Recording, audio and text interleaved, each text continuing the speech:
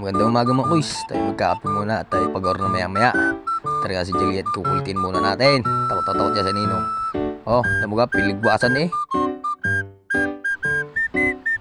Tara ng ating misis, oh, tapos sa buntis. Nga ngayon lang at kanino pa inaantay. Pagkakatagal.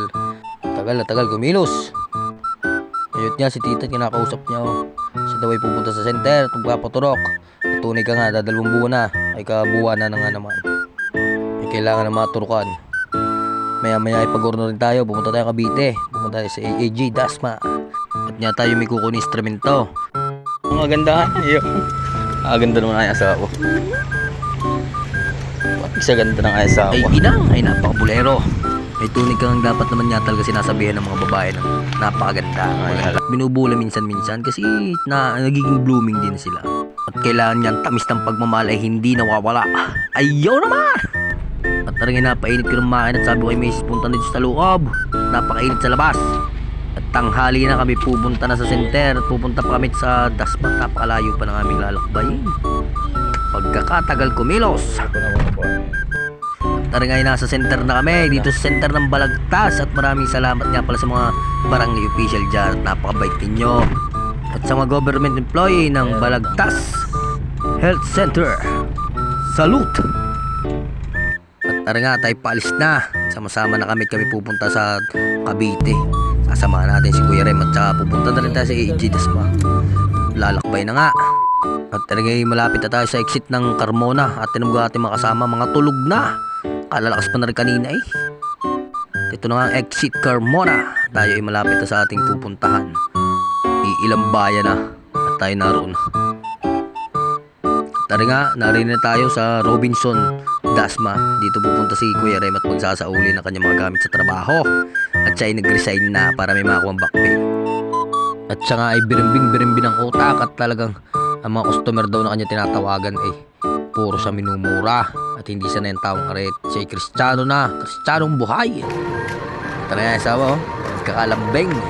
Tumpakit sa camera. Narito nga kami sa Robinson Place, Dasma, Cavite. Sabay na ang pamamasyal ng mga are. Oh, pagkakasaya.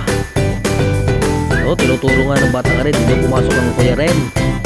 Pagpapaalam na nga. Tatlong taon din na kanya nag-servisyo din sa kanyang trabaho nga rin. At rin bata ka rin pagkakakulay. Ay hindi naubusan ang enerhiya at pagkakadagdan. Mas mainam naman pagkagatong bata at talagang malakas. Talagang kita-kita mo masigla. Kesa naman may sakit nila. At talagang mga aris seryoso. Hinahanap kung saan ito kami pupunta.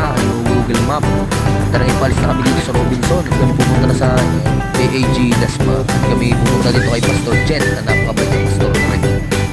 Assembly of Almighty God, AAG Dasma. Kami naparito ay buot sa may pag-usap kay Pastor Jet ay dadaanan na rin namin yung hinihingi namin instrumento. At talagang ay tunay kang maaaliw pag yung kausap mo sa Pastor Jet. Tara nga si Kuya Rem, tinetesting, baka daw mahihingi niya.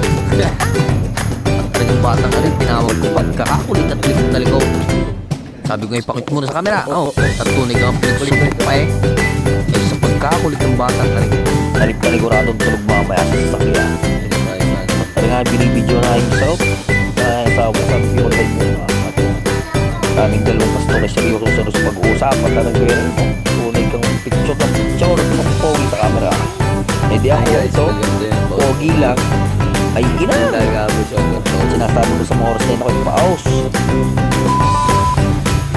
Tara natin nakauwi sa Batangas. Sarihin natin muna natin si Kuya Rem sa Dumuklay.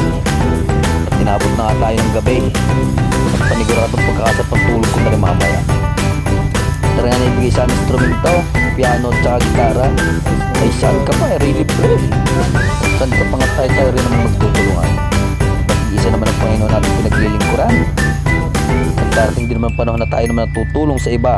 Thank you for watching. God bless.